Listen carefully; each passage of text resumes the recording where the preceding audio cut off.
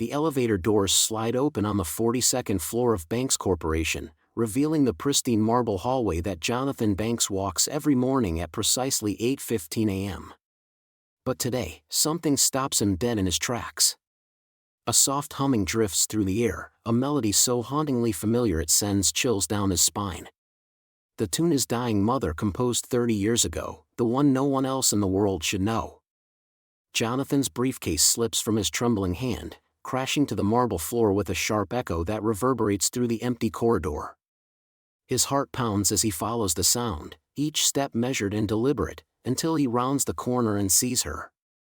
Karen Davis, the night shift cleaning lady, stands with her back to him, methodically mopping the floor while humming that impossible melody. Her worn uniform hangs loose on her small frame, her graying hair pulled back in a simple ponytail, completely unaware that she's just shattered the CEO's entire understanding of reality. "Excuse me," Jonathan calls out, his voice barely above a whisper. Karen turns, startled. Her dark eyes widen as she recognizes the tall, impeccably dressed man standing before her, the same man whose portrait hangs in the lobby downstairs. She quickly stops humming and grips her mop handle tighter. "Oh, Mr. Banks. I'm so sorry, sir. I didn't realize anyone was here this early. I'll finish up and get out of your way," she stammers, already reaching for her cleaning cart. "Wait," Jonathan says, stepping closer. His usually commanding presence feels shaken, vulnerable. "That song you were humming, where did you learn it?" Karen's brow furrows in confusion. "Song, sir? I wasn't really paying attention. I just hum sometimes when I work. Helps pass the time." But what happened next shocked everyone, including Jonathan himself. Instead of dismissing her and walking away like the detached executive he's trained himself to be, he finds himself genuinely desperate for an answer. "Please," he says, his voice cracking slightly. "The melody. It's very important to me. I need to know where you heard it." Little did Karen know that this simple question would unravel a mystery 30 years in the making. She studies his face, seeing something raw and human in his typically stoic expression. For a moment, the corporate hierarchy dissolves, and she sees not her intimidating boss, but a man carrying an unbearable weight. "Well," she begins hesitantly, "my grandmother used to sing it to me when I was little. She said it was the most beautiful song she'd ever heard, about love lost and found again. She never told me who wrote it, just that it came from someone very special to her." The words hit Jonathan like a physical blow. He steadies himself against the wall, his mind racing back to a memory he's kept buried for decades. He's 8 years old again, sitting at his mother's bedside in their old house, not the mansion his father moved them to later, but their modest home where happiness still lived. His mother, weak from the cancer that would take her just months later, is humming while she writes music notes on scraps of paper. "This will be my gift to you, Jonathan," she had whispered, her fingers dancing across the keys of their old upright piano. "When I'm gone, you'll hear this melody and know I'm still with you. It's our secret song." But his father had burned all her compositions after the funeral, claiming they were too painful a reminder. Jonathan had thought the melody died with his mother, buried in his 8-year-old memory where it had slowly faded over the years. "Your grandmother," Jonathan manages to say, his voice thick with emotion. "What was her name?" "Elena Martinez," Karen replies, watching as the color drains from the CEO's face. "She passed away about 10 years ago, but she raised me after my parents died." "Why, Mr. Banks? Do you know the song?" This decision would change everything. Jonathan looks at this humble woman who cleans his floors while humming his mother's secret melody, and realizes that their meeting can't be a coincidence. There's a connection here, something that defies logic but feels undeniably real. "Would you mind coming to my office?" he asks, his tone gentler than Karen has ever heard from him. "I think we need to talk about your grandmother. And about the woman who wrote that song." Karen hesitates, glancing at her cleaning cart and the work she still needs to finish. But something in Jonathan's eyes, a desperate hope she recognizes all too well, makes her nod. "Of course, Mr. Banks." As they walk toward his office, Jonathan's mind races with questions. How did a woman named Elena Martinez know his mother's composition? Where was his mother during those missing months before she got sick, when his father claimed she was receiving treatment? But the real shock was still coming. Because deep down, Jonathan suspects that the answers Karen holds might not just solve the mystery of the melody, they might reveal that everything he believed about his mother, his family, and his own identity has been built on lies. The question burning in his mind as they reach his office door is simple yet earth-shattering. If Karen's grandmother knew his mother's song, what other secrets did she take to her grave? The silence stretched between them like a taut wire ready to snap. Jonathan stood frozen in the hallway, his pulse hammering against his temples as Karen continued mopping, completely unaware that her gentle humming had just shattered his world. The melody drifted through the air again, each note a ghost from his past that shouldn't exist in this sterile corporate environment. "Excuse me," Jonathan finally managed, his voice rougher than intended. Karen looked up, startled, her dark eyes widening as she took in his expensive suit and commanding presence.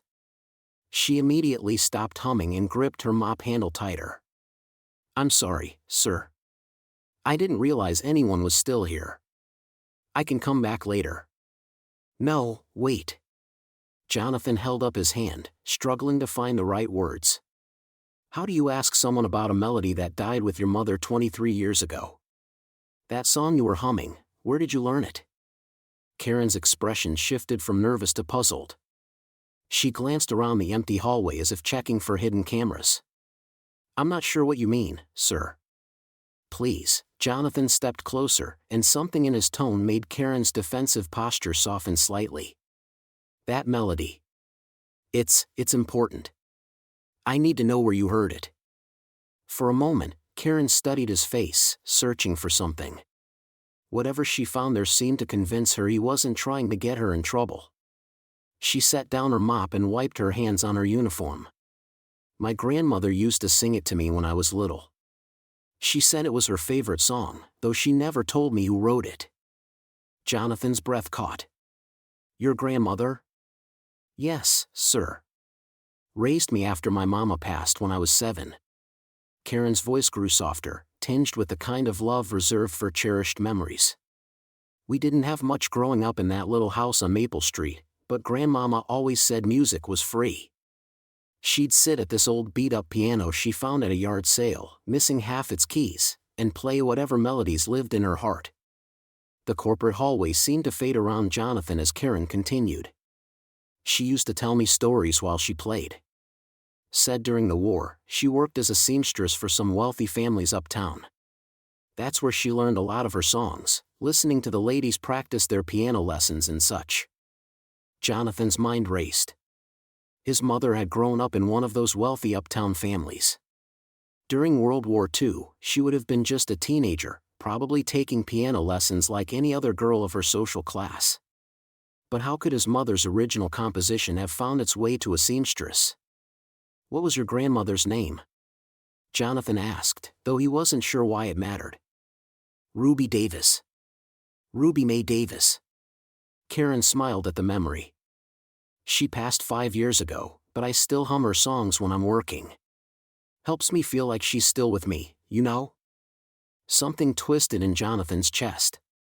His mother, Elizabeth Banks, had died when he was 12, taking her music and so many unanswered questions with her. Now, standing in this hallway with a woman who carried pieces of his mother's legacy without knowing it, he felt closer to his mother than he had in decades. "Karen," Jonathan said carefully, "would you be willing to help me understand more about this connection? Between your grandmother and the song?" Karen hesitated, clearly uncertain about getting involved with her boss's personal matters. "I'm not sure what kind of help I could be, Mr. Banks." "Jonathan Banks." He watched her face for recognition, but she simply nodded politely. "And you'd be helping more than you know. This melody, it meant everything to someone I loved very much." The vulnerability in his voice seemed to reach her. Karen nodded slowly. "I suppose I could try. Though I'm not sure where to start." "Your grandmother's things," Jonathan suggested. "Did she leave anything behind?" Photos, letters, sheet music. Some old boxes I never went through. Been meaning to, but. Karen trailed off, and Jonathan understood. Sometimes the past felt too heavy to lift alone. Would you let me help you look through them? I know it's asking a lot, but. Actually, Karen interrupted, a strange light entering her eyes. There is something. Last month, when I was cleaning out Grandmama's closet to donate her clothes, I found an old photograph tucked in her jewelry box. Strangest thing. Jonathan waited, every nerve ending alert. It was a picture of her with some young boy, maybe 10 or 11 years old. They were sitting at a piano together, and she had written something on the back about our special song. Karen paused, studying Jonathan's face with growing curiosity. That boy, he had your eyes. The world tilted on its axis.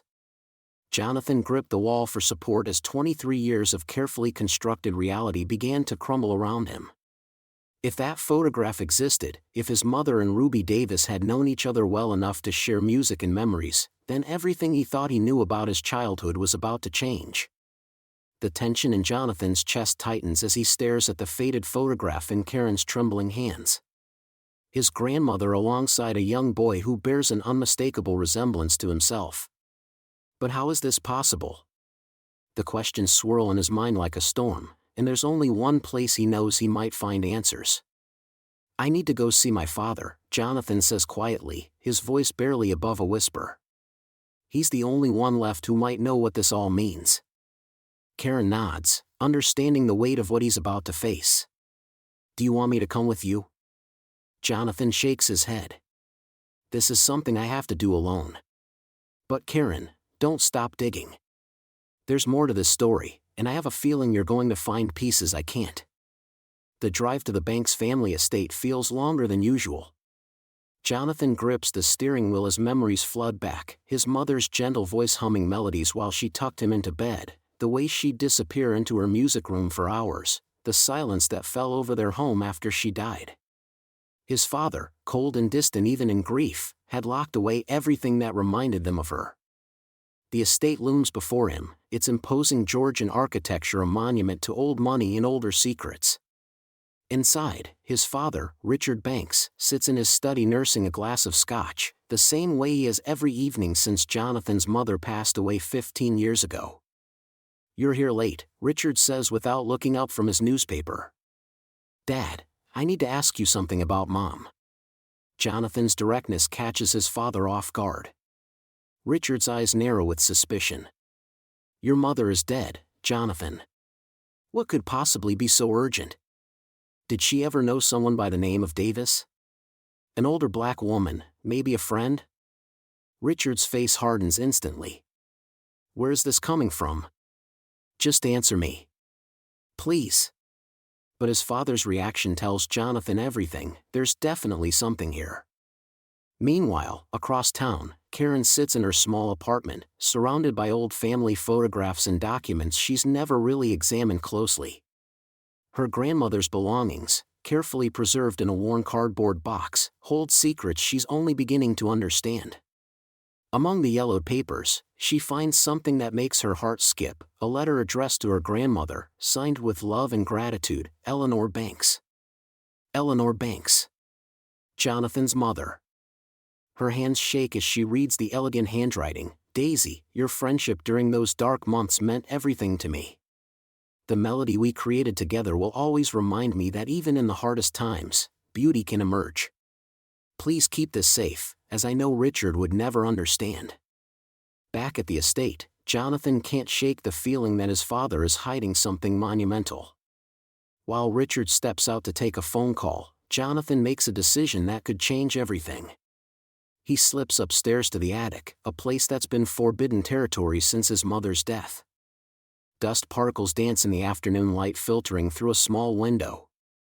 Boxes upon boxes of his mother's belongings sit untouched, exactly as they were the day she died. His father couldn't bear to go through them, but he couldn't bring himself to throw them away either. Jonathan's heart pounds as he opens the first box. Sheet music, photographs, and then, jackpot. A leather-bound journal with his mother's initials embossed on the cover. His hands tremble as he opens it to a random page. Richard doesn't understand my music, he reads in his mother's familiar handwriting. He sees it as a hobby, something frivolous. But Daisy gets it. When I play for her, I see recognition in her eyes. She understands that music isn't just notes on a page, it's the language of the soul. The entries continue, painting a picture of a deep friendship between his mother and Karen's grandmother. They'd met when Daisy worked as a housekeeper for a wealthy family in the same social circle. Despite the racial and class barriers of the time, they'd formed an unlikely bond over their shared love of music. Footsteps, Jonathan whispers to himself, hearing his father approaching. But it's too late to hide. What the hell do you think you're doing? Richard's voice booms through the attic space, his face red with fury. Jonathan holds up the journal. Finding out the truth about who my mother really was. Put that down immediately. Richard's voice is dangerously low. You have no right to go through her things. She was my mother too. Jonathan's voice cracks with emotion. I have every right to know about the parts of her life you've kept hidden from me. The two men stand facing each other, 15 years of unspoken tension finally erupting.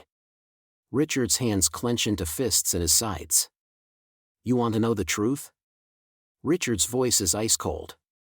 Your mother wasted her extraordinary talent composing songs with the help. She threw away opportunities to perform with real musicians, real composers, because she was too busy playing house with people who could never understand her world. Jonathan feels like he's been slapped. Her name was Daisy, Dad. And from what I'm reading here, she understood Mom better than you ever did. The confrontation is interrupted by Jonathan's phone buzzing. A text from Karen, found a letter. Your mother and my grandmother were close friends. There's so much more to this story. As Jonathan reads Karen's message, he realizes that everything he thought he knew about his family, his mother, and even himself is about to be turned upside down. The melody that brought them together is just the beginning, there's a whole hidden history waiting to be uncovered, and his father clearly has no intention of making it easy. The journal in his hands feels heavier than ever as he makes a decision that will change both their lives forever. He's going to uncover every secret, no matter what it costs him. The dusty bell above the music shop door chimes as Jonathan pushes it open, Karen close behind him. The cramped space overwhelms them with its maze of sheet music, vintage instruments, and faded photographs covering every surface. Behind the counter, an elderly man with wire-rimmed glasses looks up from tuning an old violin. Can I help you folks? He asks, his weathered hands still working the strings. Jonathan steps forward, his voice carrying the weight of their journey. We're looking for information about a melody. Something from decades ago. Karen moves beside him, and without hesitation, she begins to hum the haunting tune that started everything. The shopkeeper's hands freeze on the violin. His eyes widen with recognition that sends a chill through the dusty air. Good Lord, he whispers, setting the instrument down with trembling fingers. I haven't heard that melody in over 40 years. The silence stretches between them like a taut wire. Jonathan feels his heart hammering against his ribs. This is it, the moment that will either answer everything or shatter what little he believes he knows about his past. You recognize it? Karen asks, her voice barely above a whisper. The old man nods slowly, his gaze distant as memories flood back. Oh, I recognize it all right. That melody nearly destroyed two families back in 1982. Jonathan's world tilts on its axis. What do you mean destroyed? Sit down, both of you, the shopkeeper says, gesturing to two worn chairs. This story isn't one you want to hear standing up. As they settle in, the man introduces himself as Harold Morrison, a former music publisher who once worked with composers throughout the city. His voice takes on the careful tone of someone about to reveal a long-buried truth. That melody was composed by Elena Banks, your mother, I'm guessing, he says, looking directly at Jonathan. She was incredibly talented, had dreams of becoming a professional composer. But she was also married to a man who didn't understand her passion. Jonathan's chest tightens. His father had always dismissed his mother's music as a frivolous hobby, nothing more. Harold continues, Elena used to come to this very shop, spending hours at that old piano in the corner. She'd compose the most beautiful pieces, pouring her heart into every note. That particular melody, she called it Hope's Promise, was her masterpiece. But how does my grandmother fit into this? Karen asks, leaning forward intently. The shopkeeper's expression grows somber. Your grandmother, Ruby Davis, worked as a housekeeper for wealthy families in the area. She cleaned for the Banks family for several years. Elena and Ruby formed an unlikely friendship, two women from different worlds who understood each other's struggles. Jonathan feels the pieces of his past rearranging themselves like puzzle pieces clicking into place. His mother, isolated in her marriage, finding solace in friendship with someone his father would have considered beneath their social status. Elena taught Ruby that melody, Harold explains. It became their secret song, something they shared during Ruby's visits. Elena even wrote sheet music for her, hoping Ruby might teach it to her own family someday. The emotional weight of this revelation crashes over Jonathan like a wave.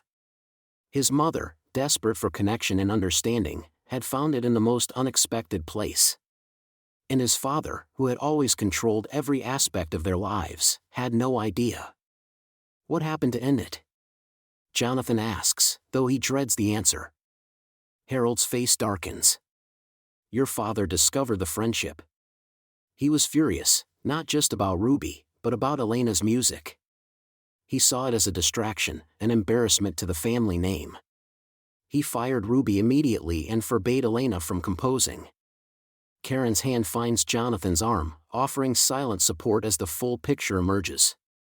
His father's controlling nature hadn't just stifled his mother's dreams, it had destroyed a genuine friendship built on mutual respect and shared passion. Elena never wrote another note after that, Harold says quietly.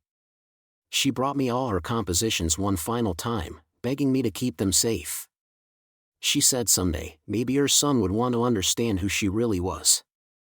The shopkeeper stands and moves to an old filing cabinet, pulling out a weathered manila envelope. She left this for you, Jonathan. I've been waiting 30 years to give it to someone who would understand its value.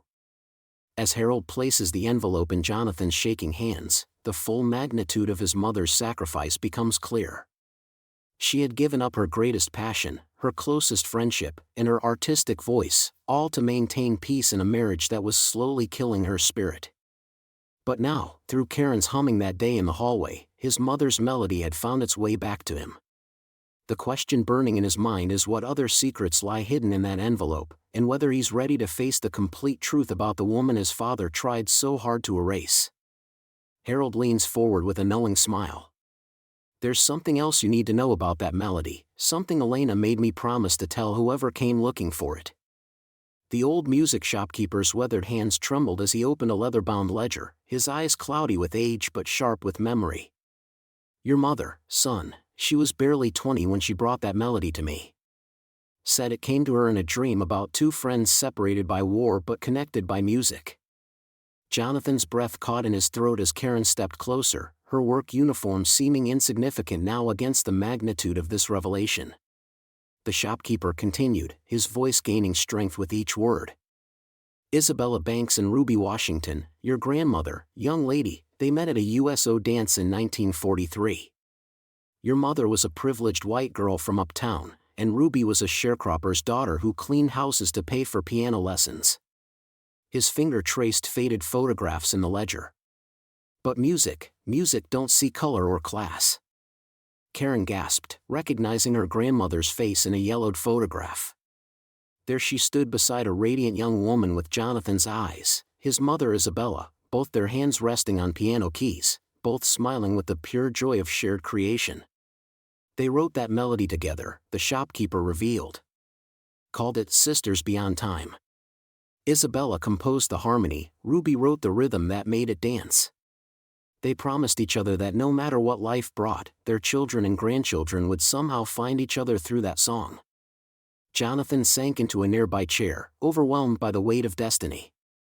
All those corporate meetings, all those years of building walls around his heart, and his mother's love had been calling to him through a melody hummed by a woman he'd barely noticed.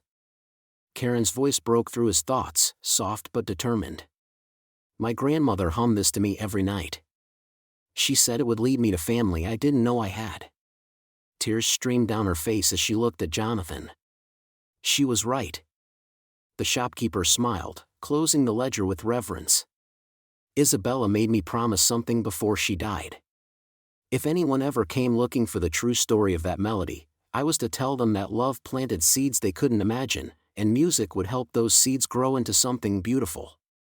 Jonathan stood slowly, his transformation complete.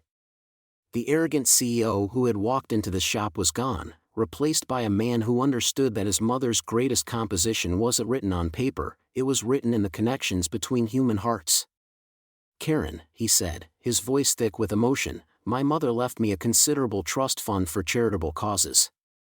I never knew what to do with it that would honor her memory. He paused, looking directly into her eyes. I want to establish the Isabella and Ruby Foundation, a music scholarship program for underprivileged children. And I want you to be my partner in running it. Karen's hands flew to her mouth in disbelief. Mr. Banks, I'm just a maid who hums while she works. No, Jonathan said firmly, extending his hand to her. You're the guardian of a legacy I almost lost forever. You're the living proof that my mother's love transcends death, and you're exactly who I need to help me do this right. 3 months later, the grand opening of the Isabella and Ruby Foundation took place in the renovated concert hall where the two women had first performed their melody publicly in 1944. Karen stood on stage in an elegant dress, no longer hidden behind a Mopping uniform, addressing a crowd of young musicians who had received scholarships. Jonathan watched from the wings as Karen's voice filled the auditorium, leading everyone in a performance of Sisters Beyond Time. The melody that had once seemed impossible had become a bridge connecting past and future, loss and hope, strangers and family. As the final notes faded, Jonathan felt a presence beside him, not seen, but deeply felt. His mother's love had traveled through decades and across social barriers to complete a promise made by two young women who believed in the power of music to heal the world. The black maid who hummed while mopping had revealed the most beautiful truth of all: we are never as alone as we think we are, and love has a way of finding us when we need it most. Sometimes it comes disguised as an ordinary moment, a melody in a hallway, a voice that carries the echoes of our deepest connections. In learning to listen with his heart instead of his head, Jonathan had discovered that his mother's greatest gift wasn't the wealth she'd left him, but the capacity to recognize family in unexpected places and the courage to honor the bonds that truly matter.